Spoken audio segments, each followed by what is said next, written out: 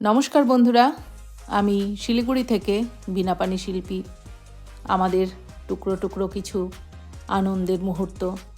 শিলিগুড়ি ভারত সেবাশ্রম সংঘে 15ই ডিসেম্বর লক্ষ্যকণ্ঠে গীতা পাঠ অনুষ্ঠান উপলক্ষে চলছে সঙ্গীত অনুশীলন। সেই উপলক্ষে আমরা মন্দিরে একত্রিত হই। মানুষের জীবনে উত্থান পতন লেগেই থাকে, তবে সবার জীবনে সুখ একভাবে আসে না। কারো জীবনে তাড়াতাড়ি, আবার কারো জীবনে একটু দেরি করেই সুখের আগমন ঘটে। কিন্তু তা বলে সর্বদা বিষাদমগ্ন হয়ে থাকলে চলবে না।